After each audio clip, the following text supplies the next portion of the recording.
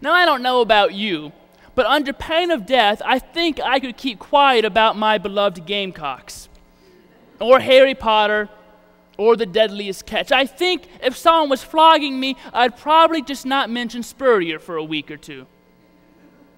Paul is different, though. He's different with what he loves to talk about. He says in a letter to the church in Corinth, I am compelled to preach the gospel. I have to preach. He writes to a church in Rome that it has always been my ambition to preach the gospel. It's my dream to share with those Jesus who don't know him. Paul loves Jesus. He was redeemed by Jesus, shown the light. He was given a second chance by Jesus Christ, redeemed by the blood of the Lamb, loved despite not being perfect and not having the best track record. Does that sound familiar to you? If you are here today, chances are you are very similar to Paul in those sentiments. You are here because you love Christ. You are redeemed by Christ, reconciled to God the Father. Christ has shown you a new way to live. He has shined a light in your darkness. He has forgiven your sin and given you a new chance to live. For if anyone is in Christ, there is a new creation. The old life is gone. The new life has come. Paul loves Jesus. So do we. Paul loves to talk about Jesus. In fact, he feels compelled to preach about Christ. So why don't we? Well, I was at Princeton Seminary. I interned at a church there. They were looking for ways to build community within the church, to connect people with each other, to help people kind of get acclimated into the church, feel a part. They started these community groups based on where you lived in the hopes that you could occasionally get together and fellowship with those around you who are in the church. I suggested that at these meetings, maybe one person at a time take turns to share their faith journey. Share a little bit about the story of their life, how they came to know God, what God has meant in their lives. I thought that maybe this would be a way for people to get to know each other on a deeper spiritual level. I just wanted them to share briefly about what God and the church has meant to them instead of the regular, where do you work? Do you have any kids? What do you do in your free time? To me, that seems just so superficial, and after saying that 85 times at a mixer, you want to go deeper. I wanted them to share the story of their faith journey. That's what being a witness is, really. Sharing with others what you have seen and what you have heard. Sharing what you have gone through and how God has acted in your life through different things and different people. Sometimes there will be somebody listening who is going through right now what you went through. And your story, your hope, might be the very thing that gets them through. Knowing how God helped you through that time may help them get through their time. I can't stand up here and prove to you the existence of God through some philosophical argument. I can't write a scientific formula. I won't even attempt it. But I can tell you what I have seen, what I have heard, and what I have experienced. I can tell you that Christ has made a tremendous difference in my life.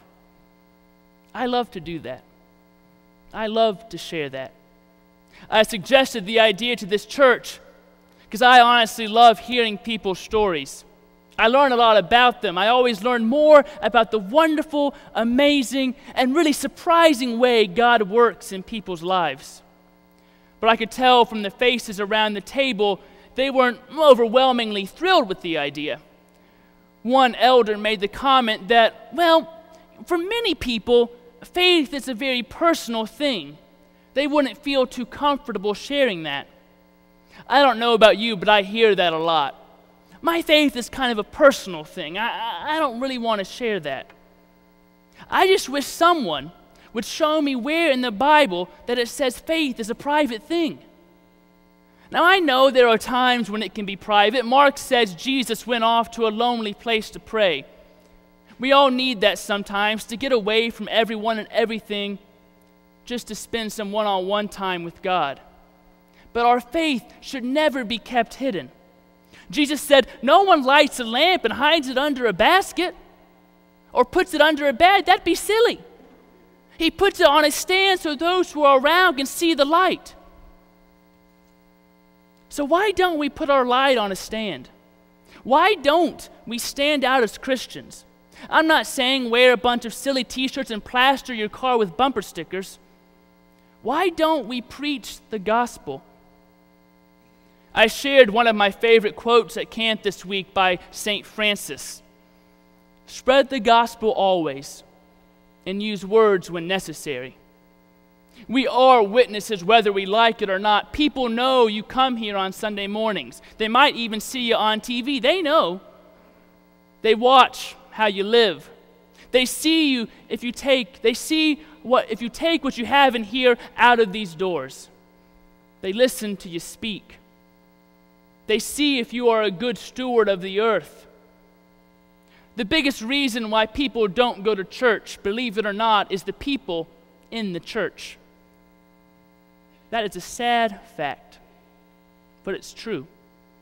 People pay attention. So I like that quote. I think we should always be living and preaching the gospel in all we do. But if I'm honest with myself, sometimes I've hidden behind that quote. I think the church universal, especially the Presbyterian church, has hidden behind that quote. Let's be honest with ourselves. We want to believe our actions are good enough evangelism. I'm guilty as anyone. I want to think doing good deeds, being humble and nice, open and accepting, proclaims the gospel in loud enough tones for everyone to hear. I think the Presbyterian Church does a great job working for social justice. We have a great peacemaking program. We are strong on missions that help others. All these things are wonderful, and the Presbyterian Church has put a great deal of effort into those things. We think and we hope that that is enough. But words are going to be necessary. I'm an action type of person. Maybe you are too. I feel more comfortable acting. I love my wife very much, and I try to express that to her as often as possible, but I usually find myself expressing my love through actions, especially like gift giving. I always take pride at Christmas to try to find the perfect gift, put a lot of thought into that. The other day, she had just finished repainting our bedroom, and to show my appreciation, I got her a surprise gift certificate to a spa for a massage. I do those kind of things. I'll do extra housework to show my love. I'm an action kind of guy. But I've learned, and maybe you have too, that nothing substitutes, no great gift, no surprise vacation, nothing substitutes for just holding those you love close and saying, you know I love you, don't you? I love you so much. Those words are more precious than any surprise vacation, more precious than gold, more precious than diamonds. You know words are necessary. Words are vitally important because we can't share our stories without them. While at camp this week, I heard a lot of stories. I love to hear stories around a campfire, on a walk, sitting around a lunch table. I learned a surprising amount about Tabasco sauce at camp, and I even learned how much one camp of junior high students can consume. What was it, like 28 bottles? That's ridiculous. And I remembered hearing a story about how some student at a junior high camp previously had gotten an Egg McMuffin and had covered it with Trix yogurt inside and out, and then put Tabasco all over it. It was called a hot yogurt McNasty or something. That's unnatural. And you thought my peanut butter and cheese hot dogs were bad. But every year at camp, new stories are created that will be shared all summer and for years to come. Blobbing accidents where you get lifted up and you hit your ear against the water. That can hurt. Or concussions after being pulled down from this big inflatable thing. Or sneak attack